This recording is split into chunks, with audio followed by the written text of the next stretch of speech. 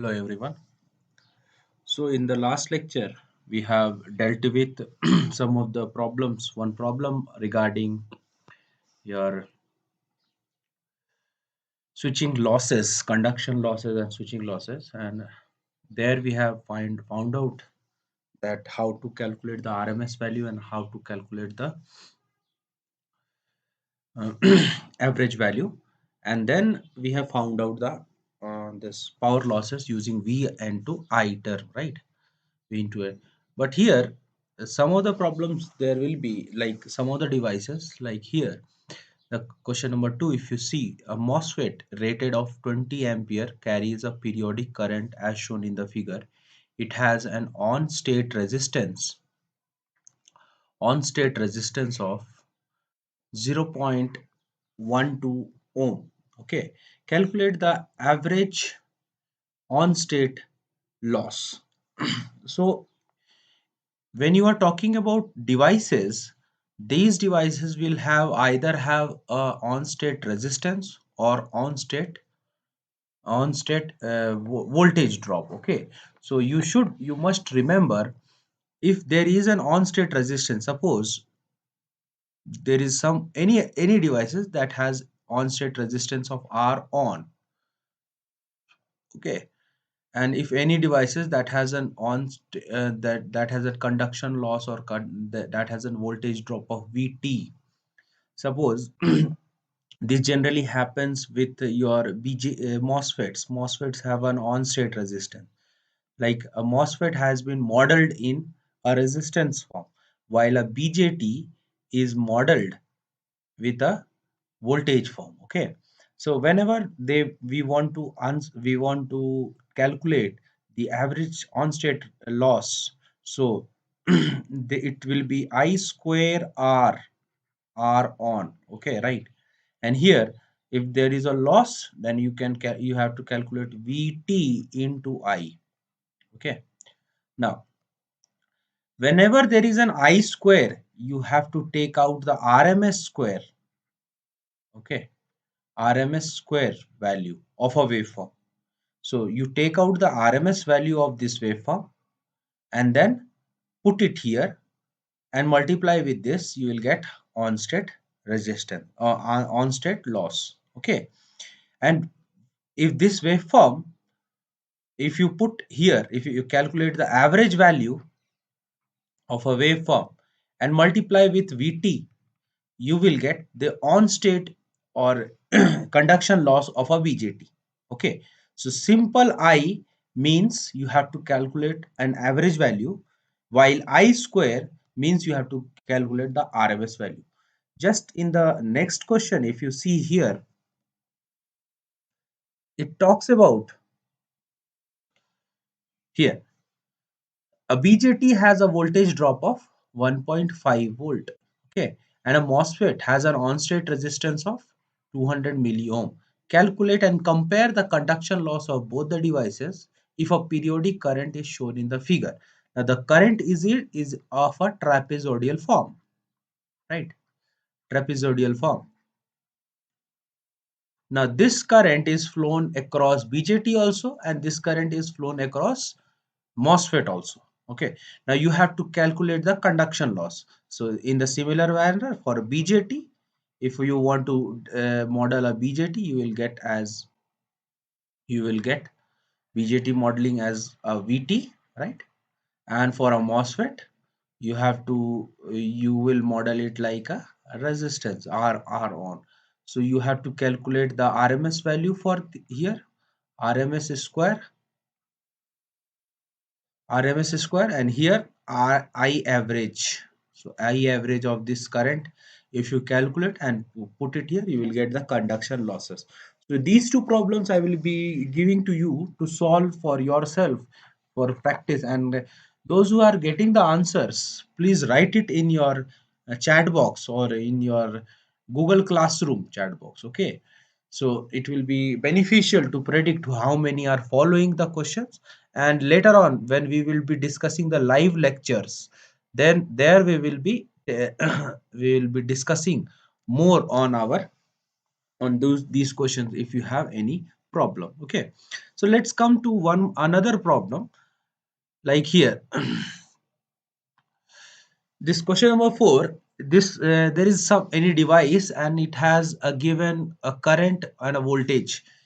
R- Current and a voltage waveform is shown here. You can see the current varies from voltage varies from 400 volt to 0, right? And your current rise from 0 to 20 ampere. So if I ask you what is the state here, it will be your off state. Okay, off state. And here, as the current is rising, it is an on state, right? So there is a transition from off state to on state. Now we what they want to calculate the energy of during t on tr time. Okay, and they haven't mentioned any tr time. Suppose if we will take tr as equal to 100 nanosecond. Okay, 100 nanoseconds. So this is 100 nanoseconds. Now how we can calculate this? As you can see here, we have already told you that what is the energy equation. First of all, energy equation, if you have to calculate, it will be v of t into I of t, okay, multiplied by t, right? And that this is the formula. And if you have to we have to integrate from 0 to tr. So this is your 0 time, this is your tr time. So if you integrate from 0 to tr, v of t, I of t, and tr, sorry, dt, dtr. So if you integrate, frankly speaking, we should use dt. Okay, because this is the axis of t. So this time axis, if you have if you multiply the product of these two and integrate from 0 to tr, you will get your energy loss. Now let's calculate. So for your I of t equation, as you can see here, it's y equal to mx plus c, right? Y equal to mx, y equal to mx, this current equation. So this is your y equal to mx. So y equal to mx, how you will write? What is the slope? Slope is 20 by tr into t. So this is y equal to mx during tr time, right? And similarly, what is v of t? So v of t is y equal to mx plus c. Y equal to mx plus c. So there is, because the slope is negative, it's falling, and it has a constant here, and that constant is a 400 value.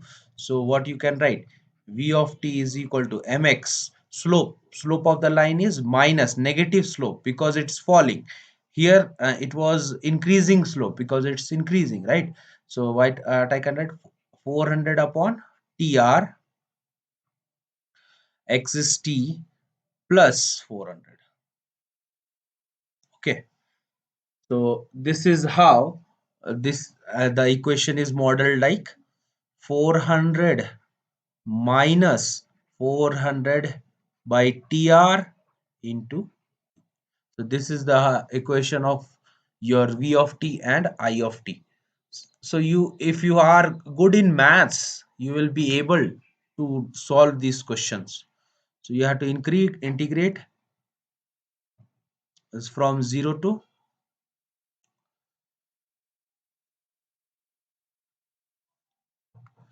And if you are not good at maths, don't study this subject, okay? Because this subject is very, very concerned with maths. It will be difficult for you to pass.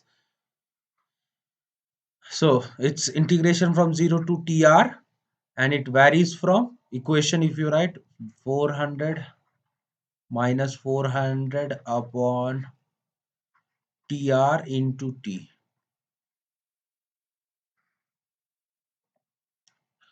and here I of t is 20 upon tr into and multiplied by dt. Now just multiply it, integrate it, and then you will get the equation as final answer 133.33 microjoule. Okay, so because this equation does not have much issue here. If you multiply this term with here, it there will be 400 and into 20 divided by tr into t, right, and dt. So the integration of dt you will be getting as t square by 2, and similarly if you multiply these two terms you will get t square, right, t square, and integration of 2 square will be t cube by 3. So it's not much calculation is there, very simple calculation. You have to just have courage to solve these problems, then only you will be able to get it. Okay, now let's move on to switches characteristics. What are the types of switches and what are the, you can see that how we are categorizing some switches. Okay, so let's talk about how we can categorize some switches here. Now here, so uh, we have read with some of the switches. Let's talk about, we have read MOSFET and we have read BJT already, right? We have read MOSFET and BJT, and we have read diodes. Okay, so first of all, write out types of switches. Types of switches. Now, first is uncontrolled switches. Uncontrolled switches. So uncontrolled switches means the switching action which you can't control from external signal, right? The switching state which cannot be controlled with external control signal. Okay, and they are dependent on external control signal, control signal, external control signal, and then depend on the switch how they are connected. Like here, if you are talking about a diode, this is a diode, and this switching action here, it does not have any gate circuit, gate terminal. Okay, gate terminal. So you can expect that this here to turn on means conduction, and turn off you can't control, cannot be controlled.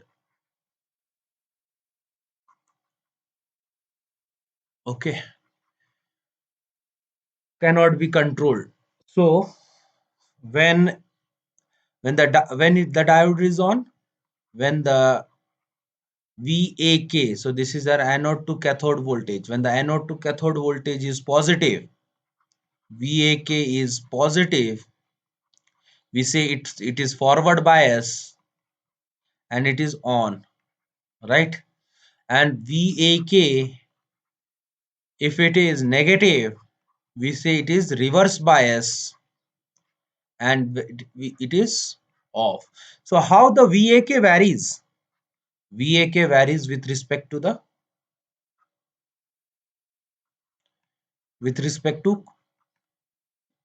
your source. Okay, so with respect to the source dependency. So how the we or load dependency, like here if you connect a source here and this is a load, so if this is positive, VAK, V anode will be positive, it will be then automatically the cathode will be negative. So if it is negative, anode cathode will be positive. So The signal, the voltage polarity across a diodes is always changes with VAK, and VAK changes with respect to your voltage source and load. So that's why the characteristics of a diode is cannot be controlled. You can't control the state of your diodes. So there is no controls, external controls. That's why it is called as uncontrolled switch. Okay, uncontrolled switch. Now, if you have good concepts of switching, now here this is one diode and this is 10 volt across it and 5 volt across it, D1. I got a problem for you. Question number 5. Okay, another diode D2. This is minus 10 volt. This is minus 5 volt. And another is minus 10 volt, minus 5 volt, and D3. Okay. Now these are the three diodes. Just calculate or tell me which is on, which is off. Okay. Calculate the state or find out which is on and which is off. So better go for it, and I hope you must have read with diodes, then only it will be feasible for you to for further studies. Then only it will be the base will be correct, how you are actually putting the values. Next is semi controlled semi controlled switch. Semi controlled switch. Okay, now what is semi controlled switch? The switch which where you can control one either of one state, like you can control the on state but you are not able to control the off state. Uncontrolled. Okay, off state. Now on state can be controlled but off state cannot be controlled. Okay, so this is called as semi controlled switches. So or uh, the prime example is SCR, which we are going to read. Okay, here in SCR you can control the T on or turning on, but you cannot control turning off. So in the next few lectures you will get to know how this SCR can be controlled. Okay, next is fully controlled. Fully controlled switch. So what are fully controlled switch? Where you can control both the state, as on state also and off state also. So here one more thing is that in the diodes or uncontrolled switch you don't have a gate terminal, but in the SCR you have a gate terminal. So this is the sign of SCR and this is the gate terminal. So gate will be there. Okay, so if you move on from uncontrolled devices to semi controlled devices or fully controlled device, there will be a third terminal always there. Okay, fully controlled devices where you can control both the states, on state also and most, and the prime example is this BJT. You can expect this is the another good example, MOSFET. So here in BJT, this is your base, this is your collector, this is your emitter, this is drain, this is source, and this is your gate. Okay. Now here, for fully controlled devices, you have for BJT we are using base as gate. Okay, we are using base as gate and controlling it. So again, BJT has some configuration regarding your common base emitter, common base, common emitter, common collector. But generally, we are using common emitter. In switches pattern, we are using common emitter. Okay, so here, like for fully controlled devices, we can control both the on state and off state. We don't require any external component to control it. Okay, so that's why the fully controlled devices here, how we can say that it's turn on. So it turn on with positive gate current and turn off with negative gate current. So if the gate current is positive, that is it is coming, so it can be turned on. If the gate current is negative, that means it is opposite direction, that means it is off. Okay, so this is the characteristic. Next is IGBT is also a good example of your. Now these days IGBT is quite advanced version. It's coming across. Okay, so that's why these are the devices which you have to read about in a detailed way. Next classification is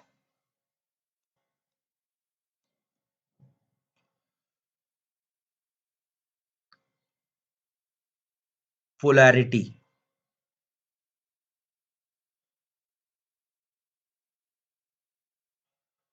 Next classification will be of polarity.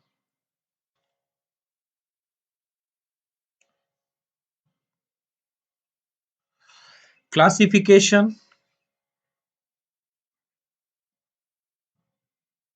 of switches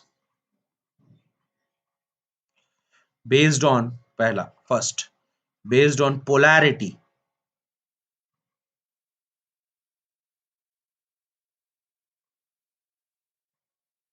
Now what is this polarity? Polarity, first of all, understand the word polarity. Polarity means it is referring or it is telling about voltage. Okay, so voltage can be positive, zero, negative. Okay, so if there is positive and negative, it is called as bipolar. If it is positive or zero or negative or zero, it is called as unipolar. Right? Therefore, first classification will be unipolar switch.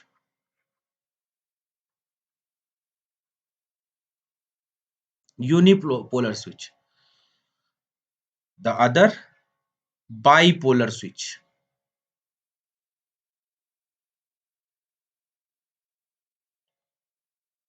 Bipolar switch. Now, the switch that blocks, okay, right, you can write it, the switch that blocks only one polarity of the voltage during its blocking state or during its off state. Switch that blocks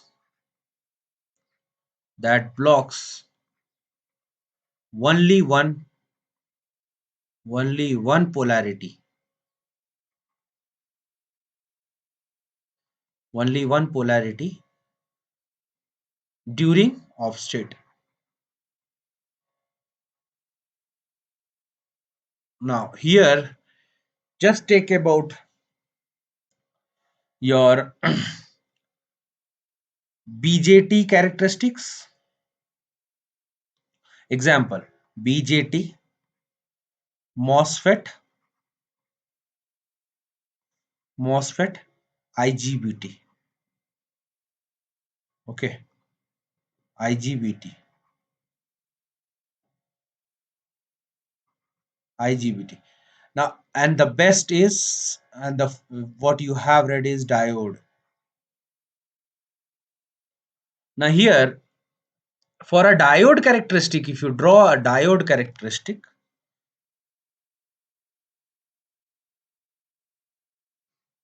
so this is a diode characteristic, right? So during the off state, this is the on state, right? So for a diode during off state, this is the off state. For a diode, it blocks a negative polarity. For a diode does not blocks the positive polarity also. So this is V, this is I. So you can tell that diode is unipolar switch. So diode is unipolar switch. Similarly, for a BJT, MOSFET and IGBT, it blocks the positive voltage. Just look at the characteristics and you will know that. So it blocks the positive voltage. Okay, that's unipolar. Similarly, for bipolar switch is that blocks both, either either of positive as well as negative blocking. So if you have SCRs, GTO and TRIAC, see, I haven't discussed this in detail, but I am telling you with the example. Okay, just and take it for an example. I'll explain there in the characteristics also. So this bipolar switch, the characteristics will be that it can blocks both positive as well as negative switches. Okay, so that's why the switching can be bipolar or unipolar. Next classification is unidirectional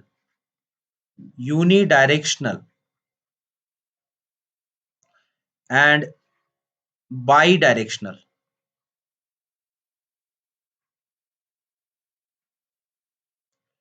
Bidirectional.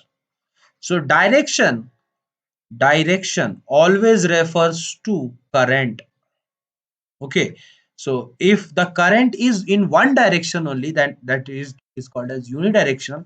If the current is both the direction, that it is called as bidirectional. Okay, okay. The switch that carries here, the switch that carries current in only one direction, the switch that carries current in only one direction during its on state, during in on state, one direction.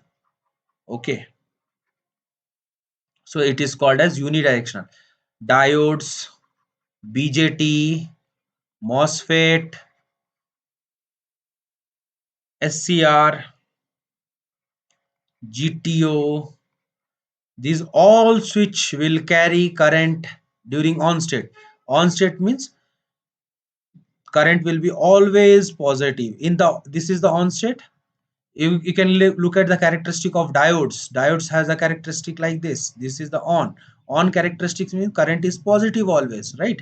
Current is always going positive, so that's why it's positive. Okay, BJT, MOSFET, these all have bidirectional switches. Means bidirectional, the current, the characteristics will be the current carrying will be in both directions. That is triac. This is track. We will discuss this in later part. So here I'll end up my lecture. Hope you have an idea of switches and you can solve those problems also. Okay. Thank you.